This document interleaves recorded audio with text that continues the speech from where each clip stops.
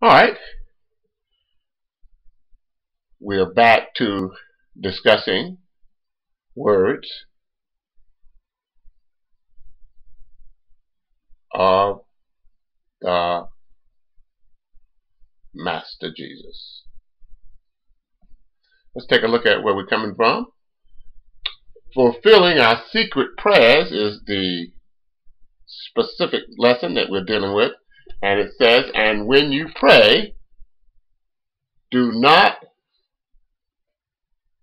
be like the hypocrites, for they love to pray standing in the church, standing in the synagogue, standing in the place of worship, and on the street corners. I'm sure you've seen street corner preachers. To be seen by men, to be seen by people. I tell you the truth, Jesus said, they have received their reward in full. But when you pray, go into your room, close the door, and pray to your Father who is unseen. Then your Father who sees what is done in secret will reward you openly, the King James Version says, Matthew 6:6. So we can say our text for this message comes from Matthew 6 chapter and the 6th verse. Go into your closet, close the door, pray to your Father in secret. And we're going to get to where the Father is, where the Godhead is. Last time we talked to you about the levels of the mind, and that's how we're going to get to where God is. We want to explain to you that in order to get there, in life we go through these various stages of the mind. The first stage we talked about was the pre-mind. Pre-mind. And we said that was the mind of a child. This is a childlike state. This is a state of innocence. It's sort of a primitive state. Just think about it when you reflect on when you were born. This is roughly 3 years old, or between birth and 3 years old. And the beauty of children is their innocence, their grace. There's no anxiety. They are at ease. I like this word because the mind can become a disease, dis-ease. And we'll talk a little bit about that as we move forward. But we're talking about a small child, sort of an animal-like existence. It's a state of mind of the child, and there's no problems. There are no problems at this level at all. We're basically going through life, and it's amazing that we can't stay there. And at some point you're going to see, when we reach a Christ consciousness, we revert back to that state when we really did not have worries and concerns. And we've already told you, we're still trying to, in the words of the Master, in order to fulfill our secret prayers, we're trying to move beyond the kind of reality of tensions, anxieties, conflict, and fighting to a level of comfort, a higher state of consciousness. We're constantly trying. You've seen my little man, and I've showed you that this man is constantly moving toward God, trying to move toward God. And in order to do that, he has to surpass himself, or in this case, a woman, or a man, or a human being. As human beings, remember I told you, we are an opportunity looking for meaning. We are an opportunity looking for meaning. It's a search, and it's a search for God.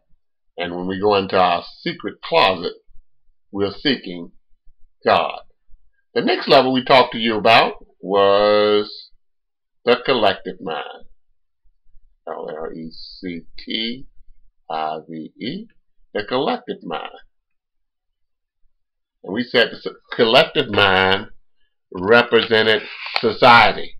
The collective mind represents the So the world in which we live, and to a certain extent, this collective mind, this collective self, is a self that's designed to allow us to move into another stage if we are able. But for most of us, it's a challenging stage of mind. Whereas the pre-mind is chaotic, the collective mind is based on society. Its rules, regulations, mores, folkways. It's about civilization. It's here you get in touch with your family, your teachers in society, your experiences. Even church comes into the picture. The whole notion, though, is to fit in. The notion is to create an identity. The ego comes into picture. We start developing a semi-ego, not quite a real ego, because we're tracking with what other people think and what other people believe. We've become a part of society. We've become less selfish as we were when we were a child, and we become more civilized, become a part of a clan or a tribe. And then we move to the next level of awareness, or the next level of mind, which is the individual. Individual. The individual mind. I'll just put an M right here. And here's where we develop the ego. This is the level where creativity comes into the picture. Creativity becomes a very important component of our being, whereas as a child, this is the creative component, creativity. The individual or scientific mind comes in. To a certain extent, this mind doubts. Whereas the collective mind has a lot of belief, or should I say faith, in what others are saying. And then, of course, the doubt, this is a no to almost everything, and this is collective mind is a yes to almost everything. And it is in this individual mind that most people get stuck, or many people get stuck. I'd say that most people get stuck in the collective mind, and then the rest get stuck in the individual mind. And at this particular point in our awareness, the mind comes into the picture, and it's more like more than anything else, we develop a mass, a personality, a persona. Now, the personality begins to be developed in the collective mind, but in the individual mind, the collective, it grows into full-born. And of course, at this level of individual, we want to contribute to the world. We want to basically say to the world, even though things are chaotic at the collective level, when we move here, we could be a painter, or a poet, or go off into any field. Science comes into play. We develop sort of a rebellion. An ego comes into play.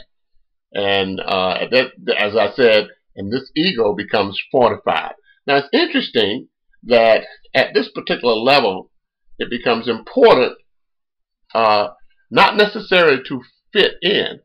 It becomes important at this level to develop our own selves and to move beyond what other people may think. Whereas, if we take a look at it, whereas the individual has developed a persona, this is a mass, and this is under the collective mind. I call it a persona. This is our little smiley face within the context of society. This could be society, represents society. In the case of the individual, the ego is lodged within society, but it develops an idea of its own as to who it is and who it is not. Then the individual comes into play. IBIDU. And that individual has a very important role to play in what's going on. The personality becomes to be fully developed.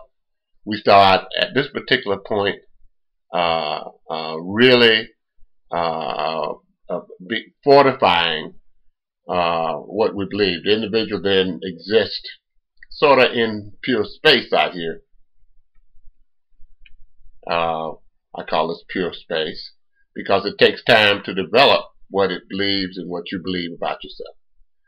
More in our next topic.